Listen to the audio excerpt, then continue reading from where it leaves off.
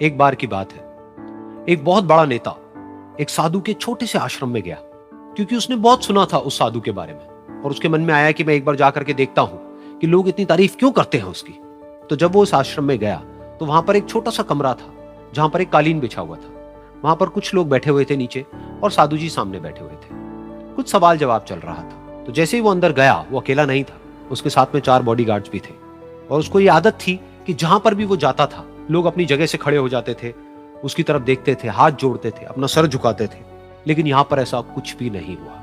साधु ने उसकी तरफ देखा तक नहीं, क्योंकि वो साधु किसी के सवाल का जवाब दे रहे थे।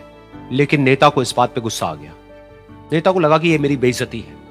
तो उस नेता ने साधु की बात को बीच में ही काटते हुए थोड़ा गुस्से से कहा, मैं आपसे कुछ कहना चाहता हूं। साधु ने उसकी तरफ देखा और बोले, आप थोड़ी देर रुकिए, पहले मैं इनके सवाल का जवाब दे लूं, उसके बाद में मैं आपसे बात करूंगा।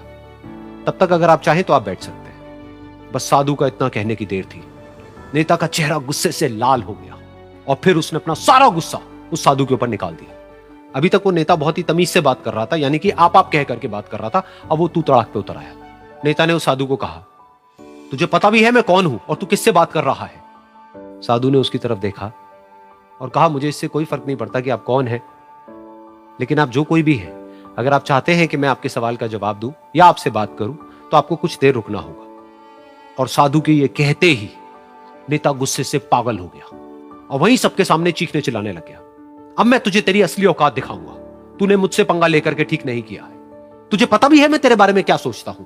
साधु ने फिर से उसकी तरफ देखा और बड़े ही प्रेम से कहा कि मुझे इससे कोई फर्क नहीं पड़ता है कि आप मेरे बारे में क्या सोचते हैं। आप जो चाहे वो मेरे बारे में सोच सकते हैं। फिर उस नेता ने बोला कि तू चाहे सुनना चाहता है या नहीं, लेकिन मैं तुझे बताऊंगा यही सबके सामने कि मैं तेरे बारे में क्या सोचता हूं। तू एक बहुत ही घटिया इंसान है। तू कोई साधु नहीं है, तू एक ढोंगी है, पाखंडी है और यहां पर जितने भी लोग बैठे हैं उन सबको बेवकूफ बना रहा है। तेरा बस एक ही मकसद है कि इन लोगों की जेब में जितना भी पैसा है वो सब तेरे पास में आ जाए। तू अपने फायदे के लिए इन लोगों का इस्तेमाल कर रहा है और अब मैं तुझे नहीं छोड़ने वाला। तेरा पर्दाफाश करके रहूंगा पूरी दुनिया के सामने। लेकिन उसके इतना बोलने के बाद भी उस साधु के चेहरे पर हल्की सी मुस्कान बनी ही रही। ये देखकर वो और तिल मिला गया और उसने कहा, अब बहुत हुआ, अब मैं यहां 1 मिनट भी नहीं रुकने वाला। लेकिन अभी भी तेरे पास में मौका है। अगर मुझसे माफी मांगनी है या मुझसे कुछ कहना है तो कह सकता है। इतना सब होने के बाद भी साधु बिल्कुल शांत था और उनके चेहरे पर एक मुस्कान थी। उन्होंने अपनी आंखें बंद कर ली। फिर साधु ने अपनी आंखें खोली, हाथ जोड़े और कहा कि मुझे आपसे कोई गिला शिकवा नहीं है। मेरे मन में आपके लिए कोई भी गलत ख्याल नहीं है। जो भी आपने मेरे बारे में कहा वो आपकी अपनी सोच थी। तो मुझे आप में कोई भी बुराई नजर नहीं आती है। मुझे आप एक बहुत ही भले इंसान लगते हैं। और साधु के इतना कहते ही नेताजी का दिमाग 7वें आसमान पर पहुंच गया। उनके चेहरे पर एक अजीब सी खुशी थी, क्योंकि उस साधु ने वो ही कहा जो बाकी सब लोग उस नेता को कहते हैं। और वो खुशी खुशी उस आश्रम से अपने घर की तरफ चला गया और जा करके अपने पिताजी के साथ में बैठ गया।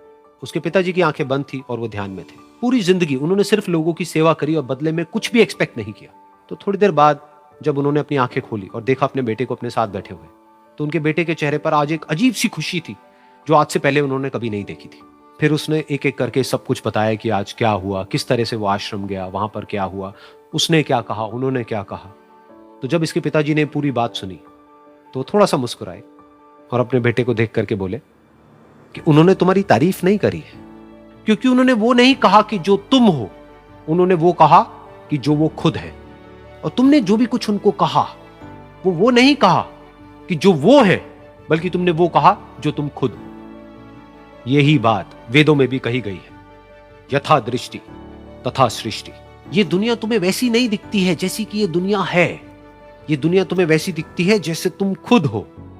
जिसकी नजर जैसी है उसके लिए ये दुनिया वैसी ही है। तो अगर तुम अपनी दुनिया को बदलना चाहते हो तो उसका सिर्फ एक तरीका है, अपनी नजर को बदलो।